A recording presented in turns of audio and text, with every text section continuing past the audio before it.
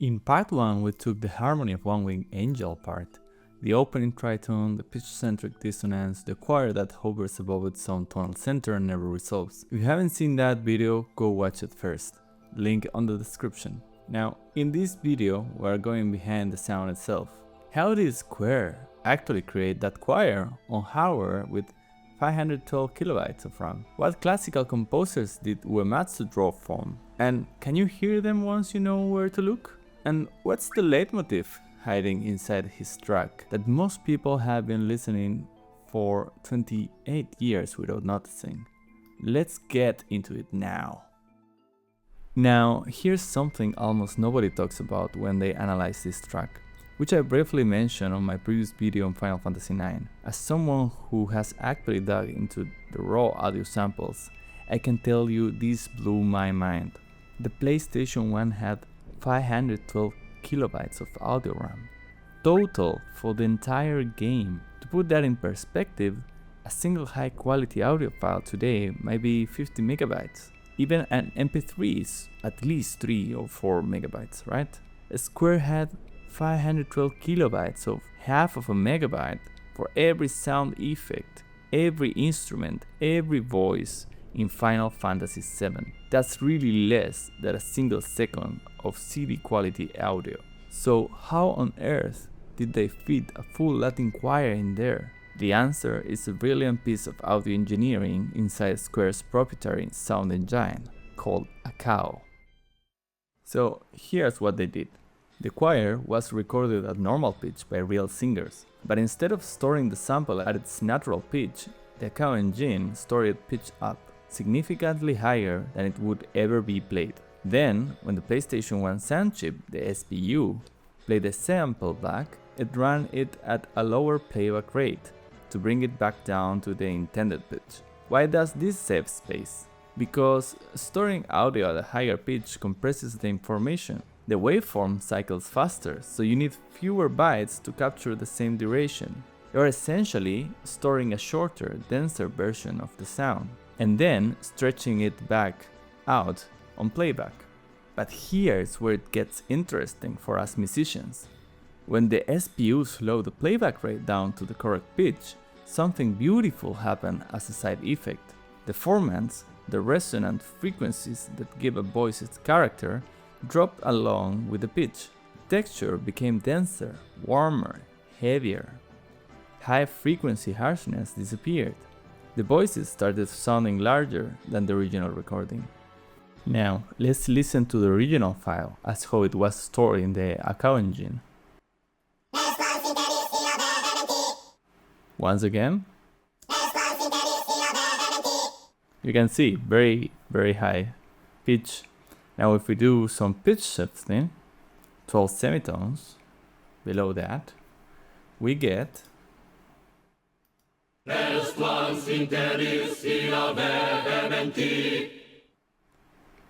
it's pure magic.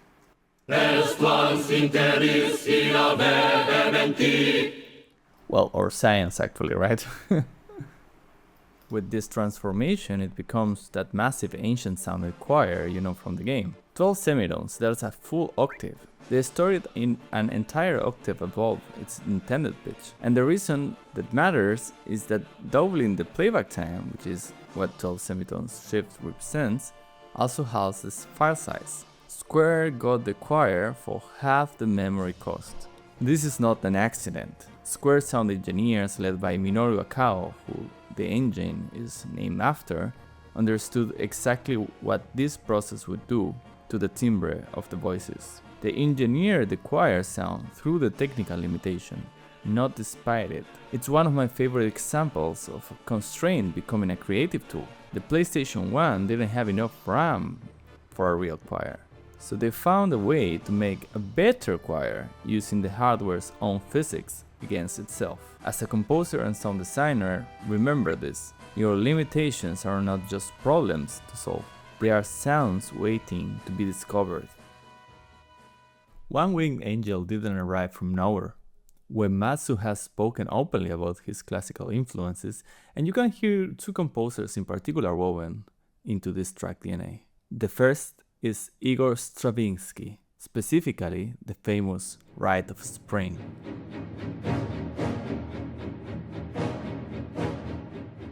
From the very first seconds of Hours of Spring, you hear two things that should immediately remind you of One Winged Angel. The first is the string ostinato, the orchestra string section hammering the same dissonant chord cluster on irregular, unpredictable accents. Not a melody, not a progression, just a block of sound being weaponized, rhythmically hitting you on beats you can't anticipate. That same irregular rhythmic aggression is exactly what Uematsu does with the brass and the strings in One Winged Angel. Those punching off balance accents that keep the listener physically off guard. The second is the woodwind figure above the strings. Angular, chromatic, short motivic fragments that circle and stop rather than flow. In part 1 we identify the flute's D-D-sharp E motif in One Winged Angel Symphonia. 3 half steps rising reaching toward E while the strings destabilize it underneath. That's exactly Stravinsky's approach. Woodwind as chromatic irritants rather than melodic voices. Stravinsky's Rite of Spring premiere in 1913 famously caused a riot. People weren't ready for music that felt so physically aggressive, so primitive. Uematsu had clearly listened closely, and brought that same physical destabilizing energy into a video game final boss fight, 84 years later. The second influence is Carl Orff, specifically Carmina Burana.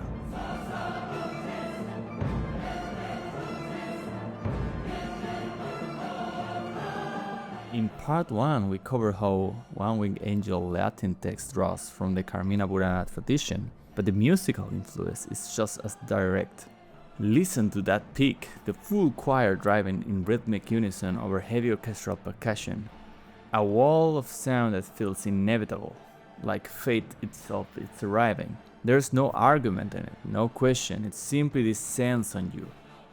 And that's exactly what Uematsu does. The choir in One Winged Angel isn't singing a melody in the traditional sense. It's declaiming, chanting. It's the voice of something that doesn't negotiate, it announces. The same psychological weight, the same sense of scale, the same use of Latin text as ceremonial armor. And look at how Orff builds his choir writing. Parallel voice movements, simple intervals stacked in rows, no functional harmony underneath, just color weight and rhythmic drive. That's precisely what we find in One Winged Angel's choir. The vocal lines move in parallel, not in independent counterpoint. It's not Bach, it's Orff. Mass and momentum over intricate voice leading. The combination of Stravinsky's rhythmic aggression and Orff's choral inevitability creates a sound that feels simultaneously ancient and overwhelming. That's the classical DNA of One Winged Angel, and it's why the track feels so much larger than anything else in Final Fantasy VII soundtrack. But it's not just classical music. Have you heard about Uematsu being inspired by a legendary rock guitarist? Hear this.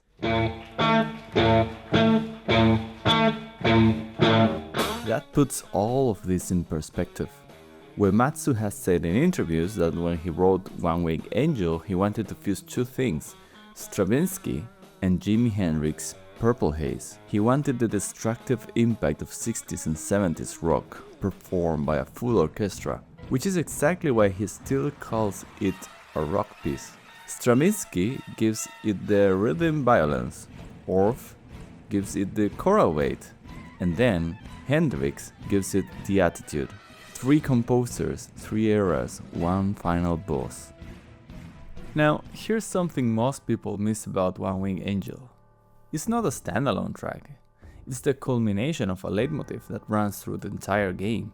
Sephiroth has his own dedicated theme, a track called Those Chosen by the Planet. This is his character theme, distinct from One Winged Angel, and if you know it, you will recognize its atmosphere immediately. Ominously chiming bells, heavy beating drums, a slow and inevitable sense of something approaching that cannot be stopped. Later in the track, a choir chants over rising strings, already a hint of what's coming. This theme appears 3 times in the game, and all 3 placements are deliberate.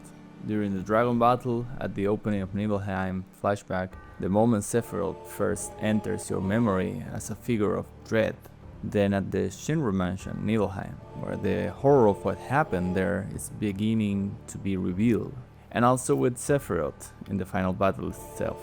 Every time you hear it, it carries the same weight. Quiet, cold, inevitable. It never announces itself loudly, it creeps. Now, here's where it gets remarkable. That same melodic phrase from those chosen by the planet is directly quoted inside One Winged Angel. In the choir section, the vocal melody for Source Immanis et Inanis, Fate, Monstrous and Empty is a direct musical quotation of his original character theme. The same melody that crept quietly through the shadows of Nibelheim is now being sung in full voice by a Latin choir at full orchestral force, as you fight a transformed god. Uematsu took the theme he had been hiding in the dark for 40 hours of gameplay, and he exploded it. This is one of the most powerful techniques in compositional storytelling, thematic transformation, and foretelling. You plant a seed early, small, almost unnoticed, and at the climax you reveal what it was always growing toward.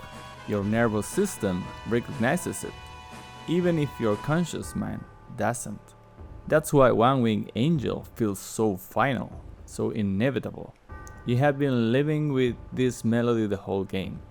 As a composer for games, plan your themes early. Hide them if you have to. Let them grow. The final boss theme should feel like inevitability, something that was always coming.